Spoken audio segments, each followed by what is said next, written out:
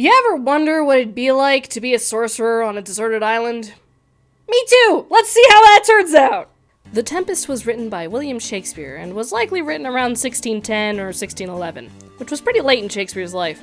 And you should already know the drill by now, since it's Valentine's Day. This play is a comedy. It's very similar to The Winter's Tale in that it's a comedy, but it has some tragic elements inside it. However, unlike The Winter's Tale, it doesn't go through the whole step-by-step process leading up to the happy ending. Instead, we start right after where the supposed time skip should be. I hope that makes sense.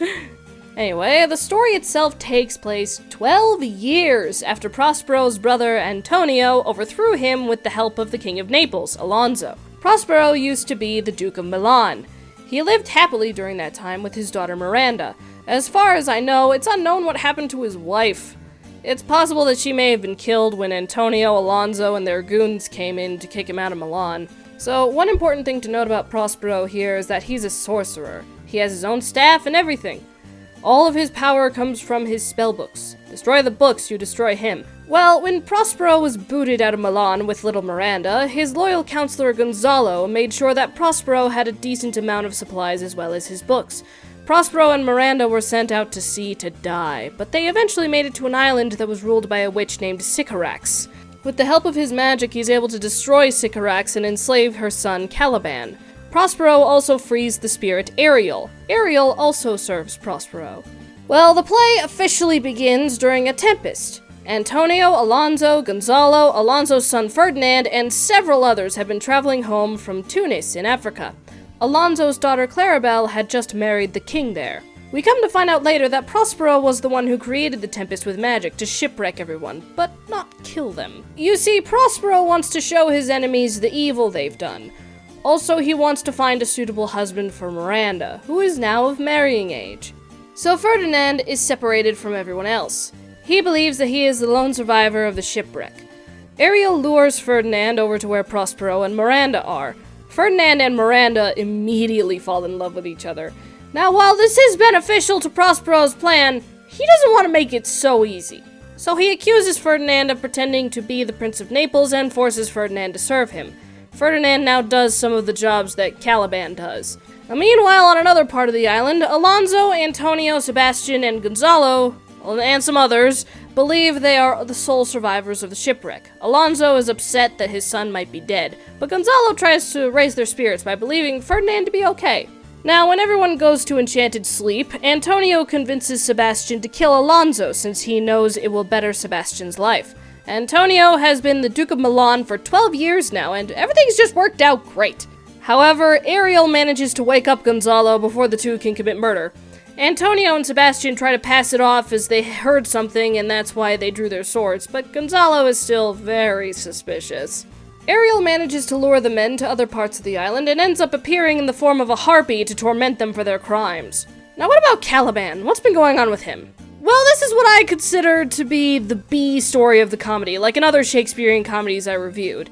The king's jester and butler, Trinculo and Stefano, ended up finding Caliban. Caliban didn't even know that strangers had come to the island and at first thinks they're one of Prospero's spirits come to torment him, but he eventually worships Stefano and tries to manipulate them into killing Prospero. Well, that doesn't go well since Ariel heard about this and warned Prospero.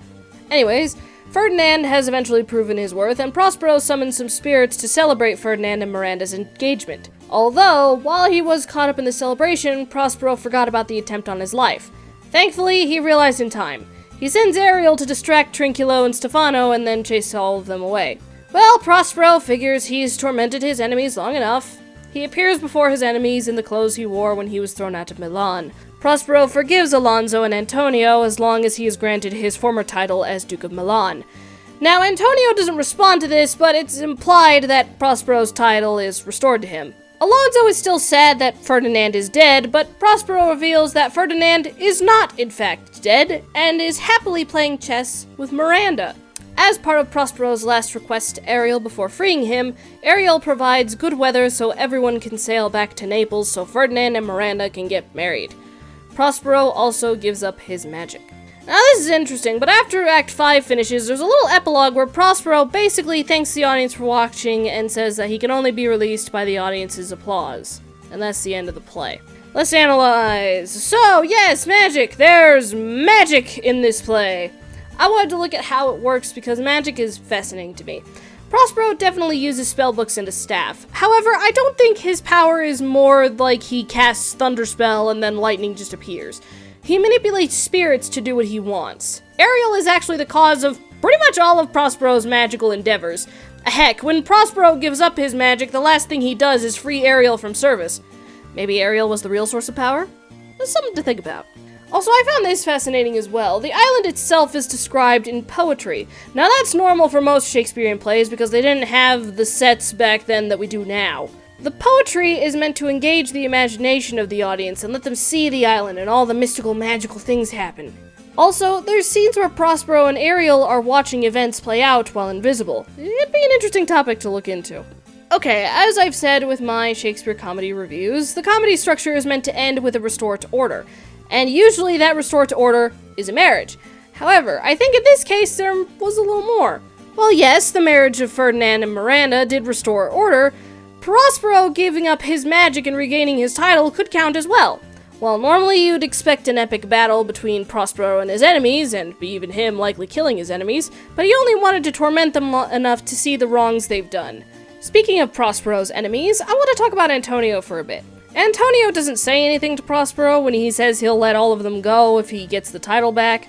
It's assumed naturally that Prospero got his title back and everything's wrapped up in a neat little package, especially since Prospero didn't tell anyone that he's giving up his magic. So for all they know, Prospero still has some sort of control over them. Although it's possible that Antonio might be plotting his next scheme. Who knows? But it wasn't really that important to the ending overall. It has the same energy as Malvolio's promise for revenge at the end of Twelfth Night. Now let's talk about Ferdinand and Miranda. I like that Prospero didn't make it that easy for Ferdinand and Miranda to end up together despite falling in love at first sight. Prospero wanted to make sure that Ferdinand would be worthy of Miranda, and I guess he also wanted to give them time to get to know each other. Overall, I did enjoy this play. While it does feel a little jumbled, I think that's intentional since there's so many things happening at once. I would recommend this play for ages 15 and up. As I've said before, the language is a little hard to understand, especially since the plot is a bit jumbled. It can be jarring, especially if you don't know what's going on. There were many adaptations of The Tempest. I haven't seen any myself, but maybe one day I'll look into it. Here's a list of a few of them, though, if you're curious. What a cute story. While it was wild, I did enjoy reading it. I hope all of you have a happy Valentine's Day today. Happy reading!